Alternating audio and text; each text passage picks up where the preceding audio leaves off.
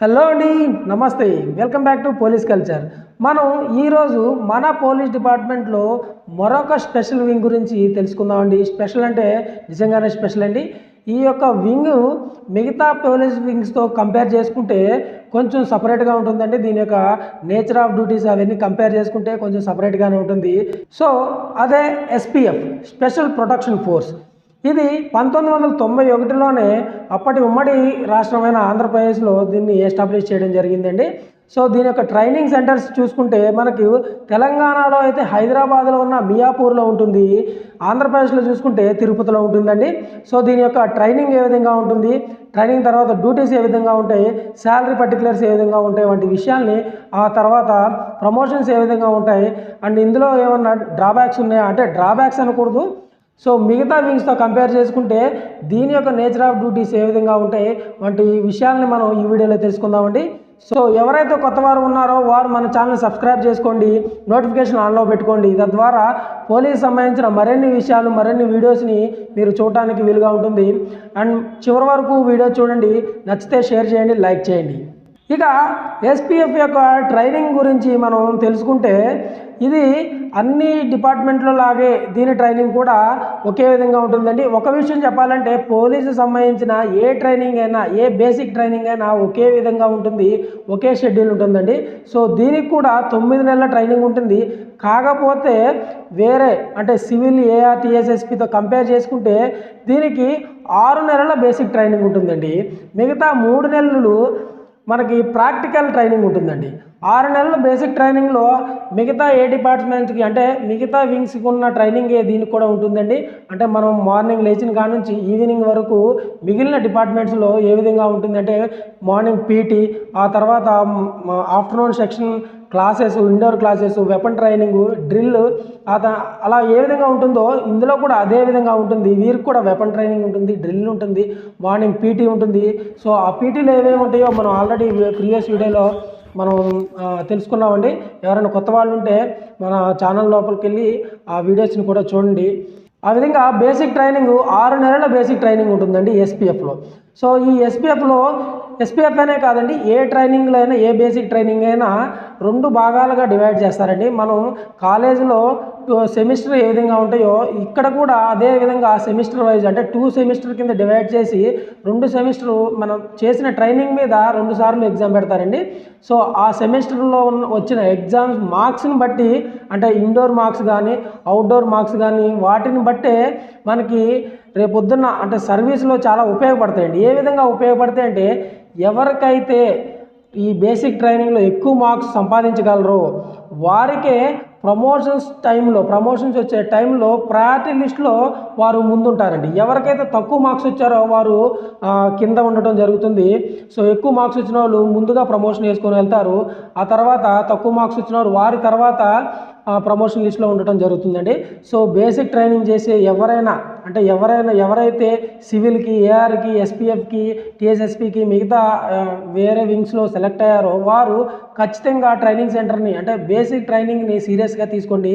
ఇక్కడ మీరు చూపించిన టాలెంట్, మీరు కనబరిచిన స్కోర్, మీరు సంపాదించిన స్కోర్ రేపొద్దున మీకు ప్రమోషన్ లిస్ట్లో అనేది చాలా ఉపయోగపడుతుంది. ఆ తర్వాత 6 నెలల బేసిక్ ట్రైనింగ్ అయిపోయిన తర్వాత వీరికి 3 నెలల పాటు ప్రాక్టికల్గా అంటే ఫీల్డ్లో ఏ విధంగా వర్క్ చేస్తారో అనేది చూపిస్తారండి. అంటే వీరు ఎక్కడెక్కడైతే వర్క్ చేస్తున్నారో, వీరు వర్క్ ప్లేసెస్ ఎక్కడైతే ఉన్నాయో అక్కడికి వీరిని తీసుకెళ్ళి అంటే రాష్ట్రంలో ఉన్న అన్ని ప్రదేశాలకు ఎక్కడెక్కడైతే వీరు వర్క్ చేస్తున్నారో అన్ని ప్రదేశాలకు వీరిని తిప్పి అక్కడ నేచర్ ఆఫ్ డ్యూటీస్ని చూపించి, చేపించి ప్రాక్టికల్ నాలెడ్జ్ని ఇస్తారండి. ఫర్ ఎగ్జాంపుల్ మనం చూసుకుంటే కొత్తగూడెం కేటీపీఎస్ నందు వీరి యొక్క డ్యూటీ డిప్లాయ్మెంట్స్ ఉంటాయండి. అక్కడ ఏ విధమైన డ్యూటీస్ ఉంటాయి, లేదు అంటే భద్రాచలం టెంపుల్ దగ్గర ఏ విధంగా డ్యూటీస్ ఉంటాయి, లేదు అంటే హైదరాబాద్ సిటీస్ కానీ, తిరుపతి కానీ, లేదా ఆంధ్ర చూసుకుంటే సిటీస్లో వారి డ్యూటీస్ ఏ విధంగా ఉంటాయి వంటి నేచర్ ఆఫ్ డ్యూటీస్ని వారిని తిప్పి ఆ ప్రదేశాలకు తీసుకెళ్ళి చూపించి, చేపించి ప్రాక్టికల్ నాలెడ్జ్ ఇస్తారండి. ఈ విధంగా 9 నెలల ట్రైనింగ్ అయిపోయిన తర్వాత సర్వీస్లోకి ఎంటర్ అవుతారండి. ఇంకొక విషయం ఏంటంటే మనం ట్రైనింగ్ చేసిన అన్ని రోజులు కానిస్టేబుల్స్ కానీ, ఎస్ఐస్ కానీ ట్రైనింగ్ చేసిన అన్ని రోజులు మనం స్టైపెండ్ వస్తుందండి. అంటే పూర్తి జీతం రాదు, స్టైపెండ్ వస్తుంది. అందుకే ఎవరైనా మనల్ని ట్రైనింగ్లో ఉన్నప్పుడు ఎస్సిటి పీసీ లేదంటే ఎస్సిటి ఎస్సీల కిందనే ట్రీట్ చేస్తారండి. ఎస్సిటి అంటే stipendiary cadet trainee police constable అంటారండి. సో ఈ 9 నెలల పీరియడ్లో మనకు 9,000 స్టైపెండ్ వస్తుందండి. ఆ స్టైపెండ్లోనే మనకు మెస్ ఛార్జెస్ అవి కొన్ని అలవెన్సెస్ ఉంటాయి, అవి కట్ అయ్యి మిగిలినవి మన చేతికి వస్తాయి. ఆ తర్వాత ఎప్పుడైతే మనం సర్వీస్లోకి ఎంటర్ అవుతామో అక్కడి నుంచి మన యొక్క పే స్కేల్ అనేది స్టార్ట్ అవుతుంది. బేసిక్ ఎంత ఉందో అంతా అక్కడి నుంచి స్టార్ట్ అవుతుంది. ఇప్పుడు ప్రజెంట్ అయితే బేసిక్ శాలరీ వచ్చేసి 24,400 చిల్లర ఉందండి. సో అక్కడి నుంచి మన యొక్క పే స్కేల్ అనేది స్టార్ట్ అవుతుంది.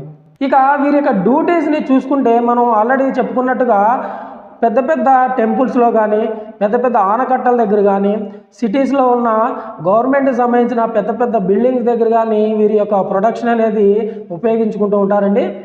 ఇక వీరి యొక్క ప్రమోషన్స్ గురించి చూసుకుంటే లైక్ సివిల్ ఏఆర్తో పాటుగా వీరికి కూడా ప్రమోషన్స్ అనేది కొద్దిగా లేట్గానే ఉంటాయండి. వీరు ఒక కానిస్టేబుల్ నుంచి హెడ్ కానిస్టేబుల్గా వెళ్ళాలి అంటే 10 years లేదంటే 15 years కూడా ఒక సమయంలో పడుతూ ఉంటుంది. సో వీరు ప్రమోషన్స్ కొంచెం లేటు ఉంటాయి. అదేవిధంగా మనం ఒక డ్రాబ్యాక్ కింద చెప్పుకోవాలంటే డ్రాబ్యాక్ అని చెప్పుకోనకూడదు, దాని యొక్క నేచర్ ఆఫ్ డ్యూటీ అలాంటిది. వీరు ఎస్పీఎఫ్లో సెలెక్ట్ అయితే లైక్ ఒకవేళ ఫర్ ఎగ్జాంపుల్ చెప్తున్నాను, టీఎస్ఎస్పీకి సెలెక్ట్ అయ్యారు అనుకోండి ఒక కానిస్టేబుల్, టీఎస్ఎస్పీ నుంచి ఏఆర్కి వెళ్ళడానికి అవకాశం ఉంటుంది. ఏఆర్కి సెలెక్ట్ అయితే ఏఆర్ నుంచి సివిల్కి వెళ్ళడానికి కన్వర్షన్ అవ్వడానికి ఛాన్స్ ఉంటుంది. But when coming to the special protection force ఆ ఛాన్స్ మనకు ఉండదండి. ఎస్పీఎఫ్గా సెలెక్ట్ అయిన పీసీ కానీ కానిస్టేబుల్ కానీ ఎస్పీఎఫ్ వింగ్లోనే ఉంటారు, అదే డిపార్ట్మెంట్లో కొనసాగుతారు. సో టిల్ రిటైర్మెంట్ వారు అక్కడే పనిచేయవలసి వస్తుంది. అండ్ శాలరీ విషయం చూసుకుంటే లైక్ అందరికీ ఏ విధంగా శాలరీ ఉంటుందో మిగతా డిపార్ట్మెంట్స్లో కూడా వీరికి అదే శాలరీ ఉంటుంది. సేమ్ పే స్కేల్ని వీరు కూడా తీసుకుంటారు. ఒక్కటి మాత్రం టీఏ మాత్రం వీరికి రాదండి. మిగతా డిపార్ట్మెంట్స్లో టీఏ వస్తుంది, వీరికి మాత్రం ఆ టీఏ వర్తించదు.